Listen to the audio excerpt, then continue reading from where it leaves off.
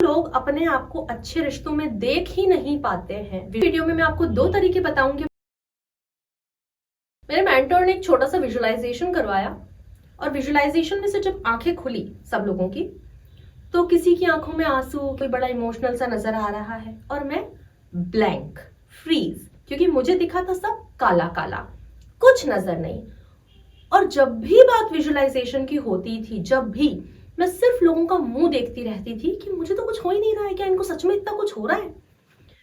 और मेरे लिए ये एक्सेप्ट करना भी मुश्किल था कि यार मुझे तो कुछ दिखता ही नहीं है, ये कौन सी ज्ञान की गंगा में डुबकी लगा के आते हैं।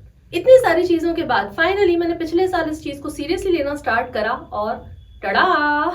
तो आगे बढ़ने से पहले मैं doctor Archana, life coach, personality developer, counsellor में एक सर्टिफाइड हिप्नोथेरेपिस्ट हूँ। लोगों के बिलीव्स और उनके माइंडसेट पे काम करती हूँ। अगर आपकी लाइफ में किसी भी तरह की प्रॉब्लम है जो आपको लाइफ में आगे नहीं बढ़ने दे रही है, तो मैं आपसे सिर्फ एक ईमेल या व्हाट्सएप दूर हूँ। मेरा ईमेल और व्हाट्सएप दोनों ही आपको स्क्रीन और डिस्क्रिप्शन पे मिल जाएंगे। बहुत सारे लोगों ने मुझे ये कमेंट करा कि मैम आप विजुअलाइजेशन में अच्छे कैसे हुए, हमें भी बताइए, हम भी खराब हैं। अब ये करना क्यों था, पहले तो इस पर जाते हैं। मतलब why you need to improve in visualisation, why you want to do it, why you should do it. पहले तो हम इसकी बात करते हैं कि ऐसा करना क्यों चाहिए हमको। आई एम श्योर आपने ये बात जरूर सुनी होगी कि जिस चीज को आप देख सकते हैं उसी चीज को आप हासिल भी कर सकते हैं। मैंने भी सुनी थी पर मुझे समझ में नहीं आती थी। मैं आपको भी समझा देती हूँ। क्या आप वो कचरा कभी साफ कर सकते हैं जो आपको दिखाई ही ना दे? नहीं। क्या बैट्समैन उस बॉल को हिट कर सकता है जो उसको अपनी तरफ आती हुई दिखाई ही ना दे? नहीं। सेम वैसे ही हम उन गोल्स को या अपनी लाइफ के उन लेवल को, मतलब जो लोग अपने आप को अच्छे रिश्तों में देख ही नहीं पाते हैं, विजुअलाइज ही नहीं कर पाते हैं, उनके रिश्ते बेहतर नहीं हो पाते। अब आप समझ रहे हैं कि ये कितना इंपॉर्टेंट है। वो लोग जो अपने आप को एक अच्छी लाइफ जीते हुए, कंफर्टेबली, मेहनत करते हुए, लोगों से घिरे हुए देख नहीं पाते हैं, उनके लिए ये मुश्किल होता है कि वो इसे अचीव कर पाएं। इसलिए ये इंपॉर्टेंट होता है कि आप इस चीज को इम्प्रूव करें। और अच्छी बात यह है कि हर चीज सीखी जा सकती है।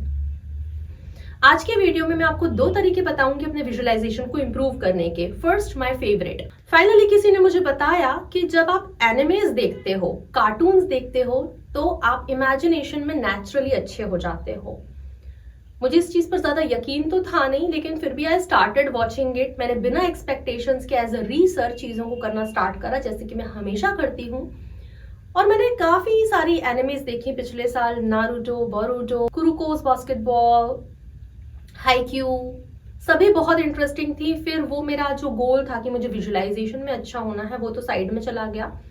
और मुझे नेचुरली इन एनिमेज में कुछ बहुत इंटरेस्टिंग सीखने को मिला।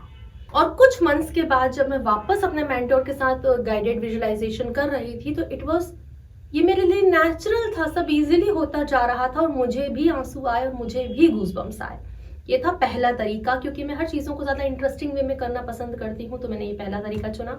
दूसरा तरीका है, आप कोई इमेज देखो जिसमें कई सारी चीज़ें हों और उसके बाद उस इमेज को आंखों के आगे से हटाओ, आंखें बंद करो और देखो उसमें कौन कौन सी चीज़ें थी और कैसी थी। उनका स्पेसिफिकेशन याद करो कि उनके बाल कैसे थे, उनके कपड़े कैसे थे, उनकी आईज में भी इमोशंस कैसे थे, छोटी छोटी डिटेल्स उनकी याद करो। यह है 2 तरीके अपने विजुअलाइजेशन को इम्प्रूव करने के। मैंने आपको ऑलरेडी बताया कि विजुअलाइजेशन में इम्प्रूव होना क्यों जरूरी है हमारे लिए। आप कौन सा तरीका ट्राई करने वाले हो, कमेंट करके बताओ। मैं आपसे जल्दी ही मिलती हूँ। थैंक यू, नमस्ते।